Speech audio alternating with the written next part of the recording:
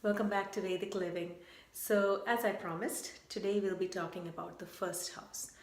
The birth chart or the natal chart has 12 houses, each one ruling a specific area of your life. Each house has its own rulership, and the ruler of the house, its placement, and its dignity is very important in assessing the strength of that house or that specific area of a person's life, the challenges or the good things in that area, right? The ascendant, also known as the rising sign or the first house, marks the beginning of the horoscope. Um, it is the point of the ecliptic by sign and degree that was rising on the eastern horizon at the time of the person's birth. Many times it's referred to as a house, but remember, a house is 30 degrees. The ascendant is basically a degree in that house, okay? It's a specific degree. And it's commonly referred to as the Lagna. The ascendant marks your entry into this world at the time of birth. This is the reason why, when you think of the 12th house, which is the last house, it's the house of confinement and all things that are hidden. So coming into the first house from the 12th house, it's logical that emerging from the hidden area to the open world is symbolic of entering the world from the womb. Okay, so it naturally represents your first appearance. Okay, the ascendant. The first house represents the way we present ourselves to the world. Remember, it's not who you really are, but it's the way you present, right? It's the first impression you wish to make on others. Also, it's known as your astrological mask because it's not who you truly are, it's how you want the world to perceive you, okay? Now, the first house can only be determined by knowing your exact time of birth, because without that exact time, it's hard to say the exact degree that was rising in the eastern horizon at the time of birth. That's the true beginning point of all your houses. So it's very important.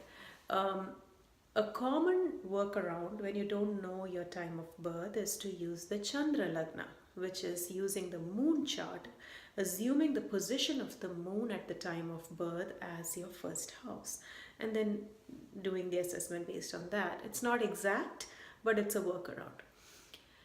The first house in your horoscope represents your identity. It represents your physical characteristics. It's your appearance, the physical body, your vitality, attitude, your temperament, and the way you look upon the world. Not just the way the world sees you, but the way you look upon the world. It also represents your self-image, your outer personality and disposition. It's who the world perceives you to be and how you want the world to perceive you. I use the word perceive, and remember, that's because that's what it is. It's merely a perception, right?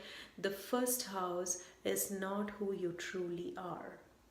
That secret of who you truly are is hidden within your sun, which is your ego, and the moon, which is your emotional self. So whenever we want to look at who the person really is, we look at the sun and the moon. The ascendant is your mask. It's your outer facade that you wear in the world. Any planet placed along with the ascendant degree, okay, we roughly say in the first house, but its influence is more if it is placed along with the ascendant degree. That planet will have a marked influence on the person's personality, okay, and all the things governed by the first house which it occupies. Similarly, the ruler of the first house is also important, right, in understanding the nature of the first house, the strength of the house, right?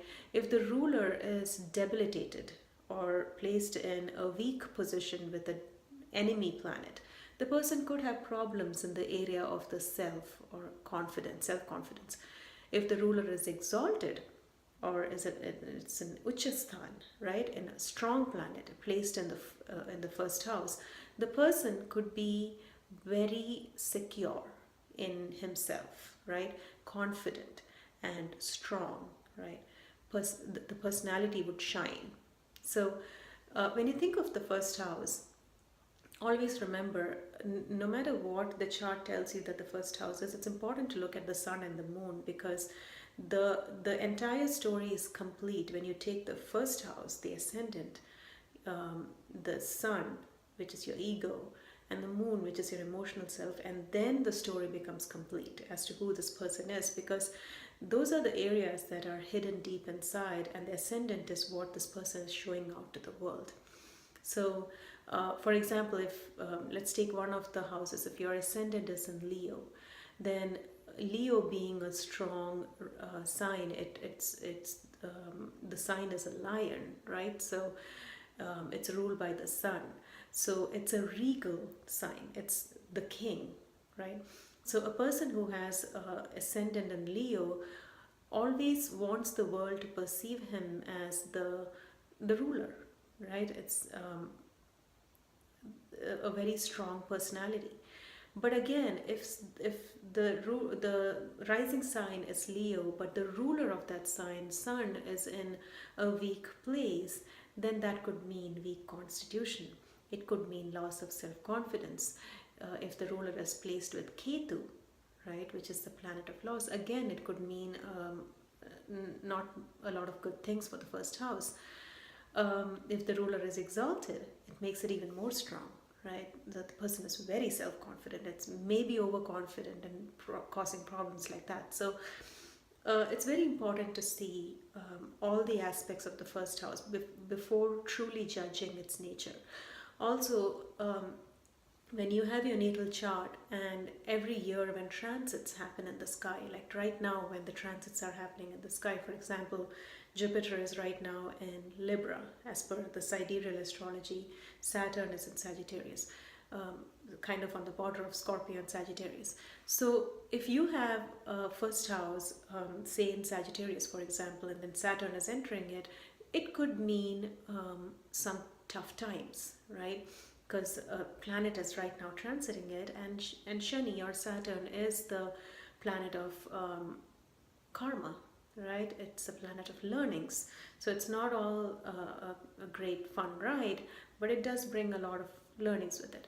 Or for example, if you have your first house in Libra and you have Jupiter transiting it, so then it's a lot of optimism, right? Some good times, right? So it's important to look at the first house as an entity, the degree of the ascendant, and the planets that are sitting in the first house, the planet that is ruling the first house, and the transits that are going on through there. And when we come to the dashas later on, you'll understand how the transiting planets are very important in the dasha system too. So that is in a nutshell what the first house is. Now, another thing to remember is, while the first house is the self, directly opposite the chart in the seventh house is your spouse, right?